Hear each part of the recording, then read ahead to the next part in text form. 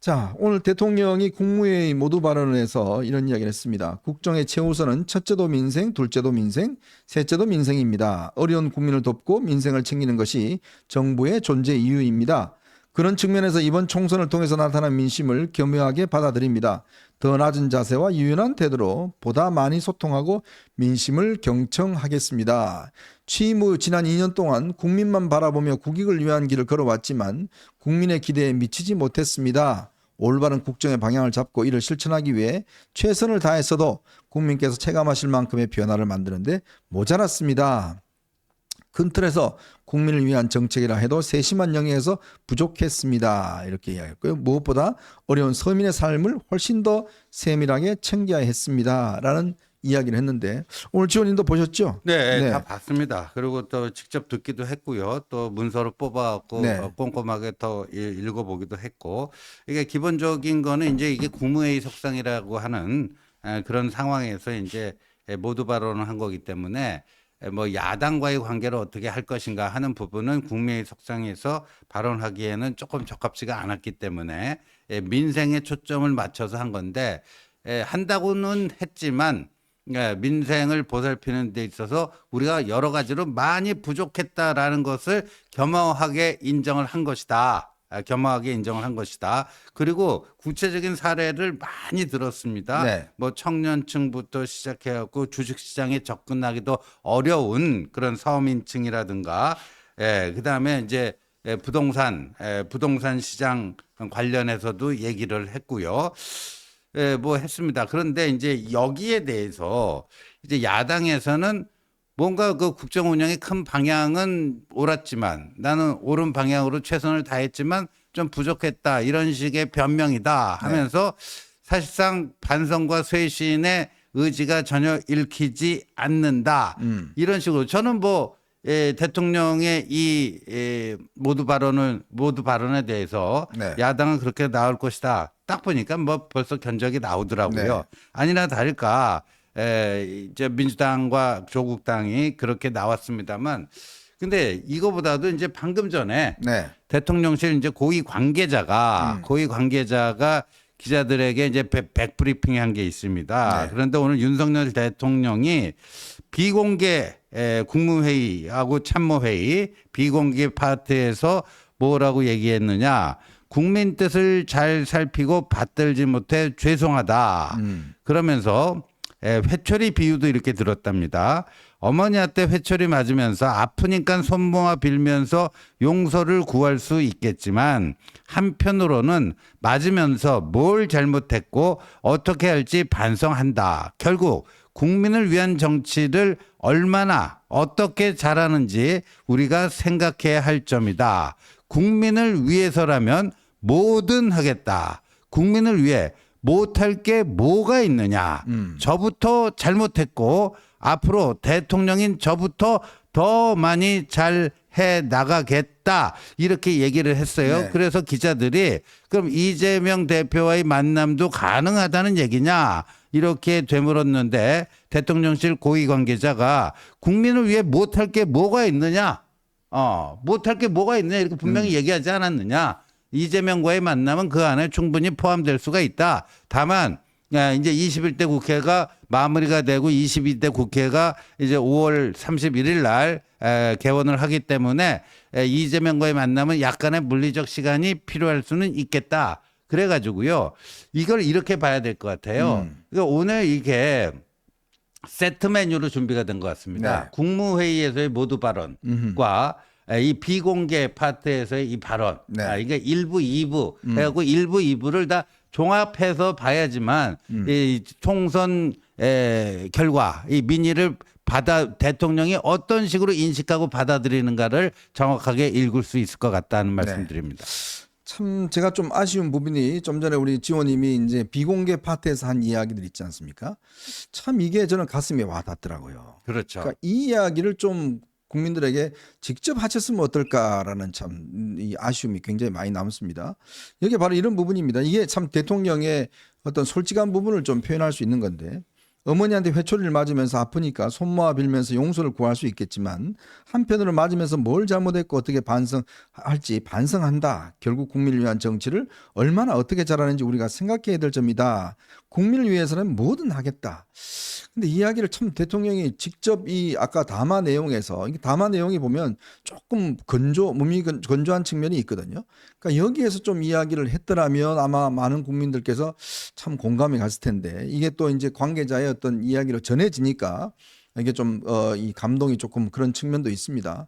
저는 그래서 이게 참 그 국무회의 석상에서 한 물론 이야기이기 때문에 이제 대통령이 포괄적인 이야기를 했지만 그래도 이런 어떤 개인적인 어떤 소외라든지 이런 것들이 국민들한테 더 살신은 당할 수 있는 측면이 있거든요. 우리가 뭐 그렇죠. 이야기를 하다 보면 내 이야기를 개인적인 이야기를 하면 더 어떤 솔깃하지 않습니까? 그렇죠. 더 또 설득력이 있고. 예, 맞습니다. 그리고 대통령은 이제 역대 대통령 중에 최초로 데일리로 그 도어 스태핑까지 했던 분이기 때문에 네.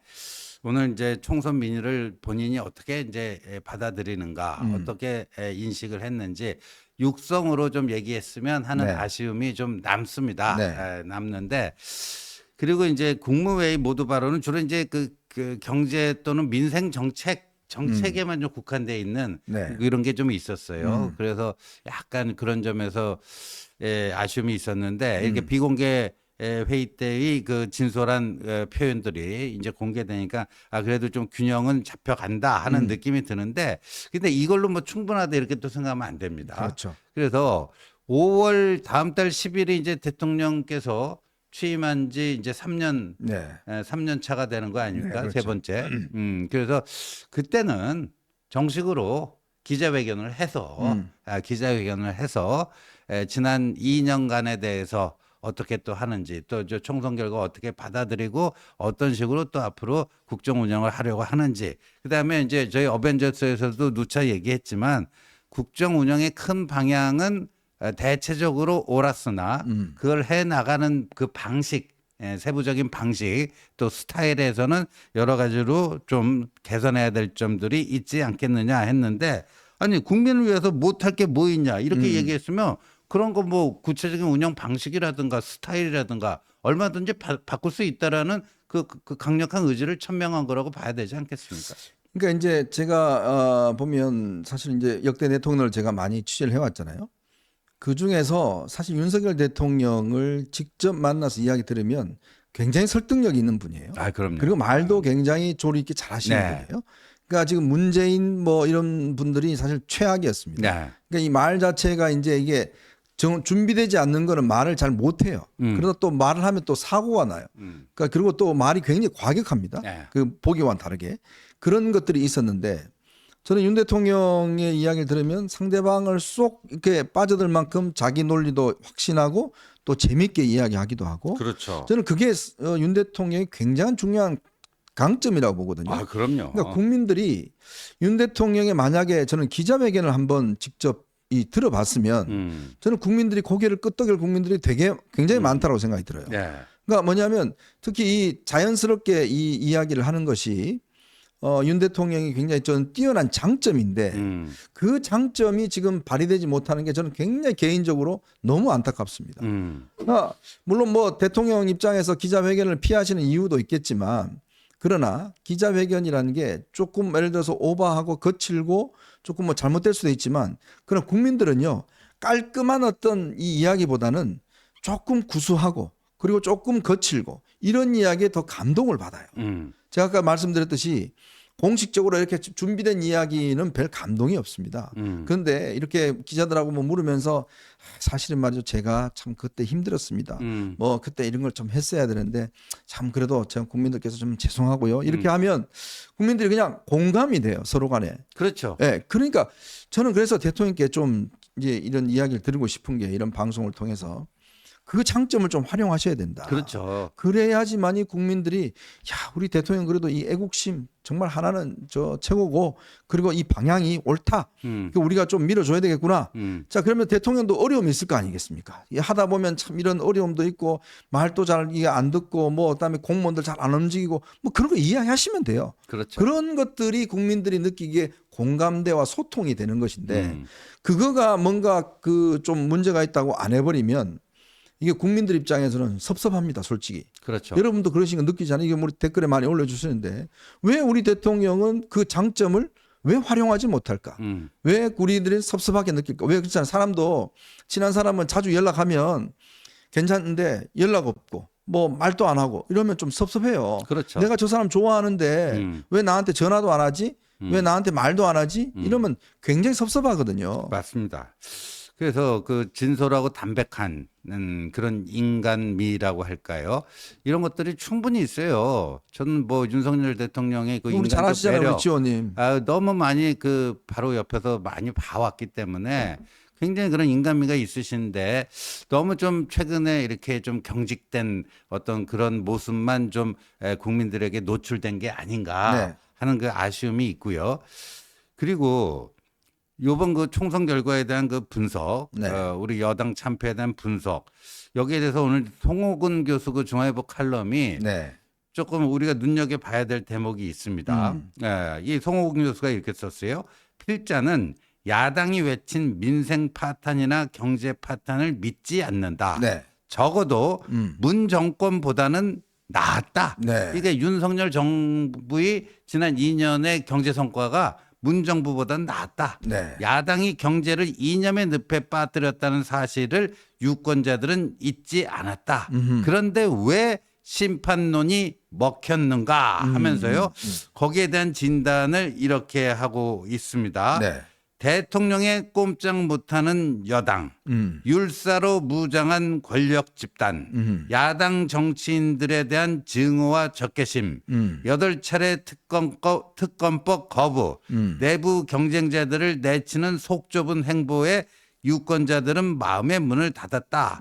범법자든 막말꾼이든 이건 이제 조국이든 네네. 이재명이든 뭐 이런 분들 사람들 지칭하는 것 같아요. 범법자든 막말꾼이든 그들의 거친 입이라도 빌려 죽빛처럼 내리치고 싶었던 거다. 이렇게 얘기를 했는데 네. 사실 이재명과 조국이 문제가 있다라는 거를 거의 뭐 대부분이 알지 않습니까? 대한민국 사람도 알죠. 다 알죠. 조국이 2심까지 뭐 네. 실형 2년 뭐 받았고 뭐 이재명도 곧 뭐 큰 집에 갈 수도 있고 다 아는데도 불구하고 그들이 윤석열 정부를 심판하는 것을 용인해 준 이유는 뭐겠는가? 일단 그거를 뭐 회초리라고 할지 뭐 지금 죽비라고 할지 뭐 네. 몽둥이라고 할지 그건 모르겠습니다. 윤석열 정부 대통령 조금 우리 국민들 원하는 쪽으로 좀 바꿔 주십시오 하는 그거였다라고 보거든요. 네네. 그 질타였다라고. 네. 그러면 거기에 대해서 반응을 해야 됩니다. 네. 반응을 안 하면 국민들은 더 화가 나는 거 아니겠습니까? 그래서 오늘 저는 그 반응이 이 그 국무회의 비공개 파트 여기서 좀 비로소 이제 시작이 됐구나 네. 하는 생각을 해봅니다. 네. 그러니까 우리가 인간관계도 마찬가지입니다. 내가 저 사람하고 차도 한잔하고 싶고 이야기도 좀 나누고 싶고 한데 이제 그게 안 되면 섭섭하고 마음이 좀 닥치거든요. 이제 그런 것들을 사실은 이제 풀어줘야 되는 그런 역할들. 그리고 대통령께서 이 지금 우리 정말 이 지지자들이 지금 굉장히 마음이 힘듭니다. 어렵고. 그런 것들을 좀 다독여 줄 수 있는 그러한 소통의 어떤 저는 모습들을 뭔가 좀 보여주는 게 줘야 되지 않을까라는 생각이 들어요. 왜냐하면 지금 갈 길을 잃어버렸습니다. 지금 뭐 한동훈 위원장도 지금 뭐 정말 이번에 패배하고 들어가서 지금 몸도 굉장히 안 좋고 힘든 그런 상황이고 대통령도 지금 이렇게 뭐 일방적으로 이야기만 하고 가시니까 그래서 좀 이게 이 어떤 사람들의 질문도 받고 하면서 본인의 어떤 가슴 속에 있는 이야기를 조금 속에 있는 이야기를 이제 듣고 싶은 거죠. 그렇죠. 그거를 좀 우리가 다 이해할 수가 있고 그런 것들을 좀 용서할 수도 있고 또 그런 것들을 공감할 수도 있는데 그런 이야기가 자꾸 없이 이제 이렇게 아주 좀 뭐라고 할까요? 좀 이렇게 쿨하게 이렇게 뭐 모두 발언이나 뭐 이런 걸로만 이야기를 하니까 참 그 좀 답답한 측면이 있어요. 그러니까 전 대통령께서 지난번에 기자들하고 약속한 부분이 있지 않습니까?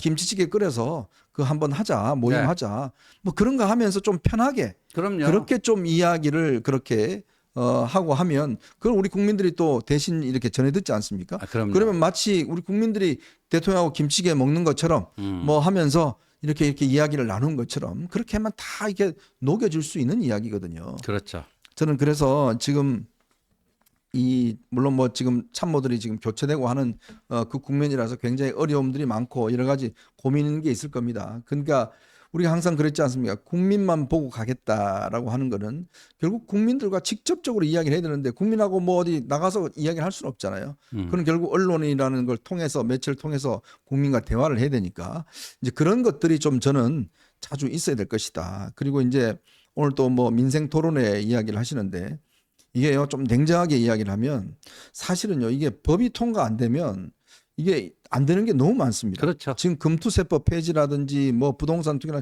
전부 다 법 개정 사항이에요.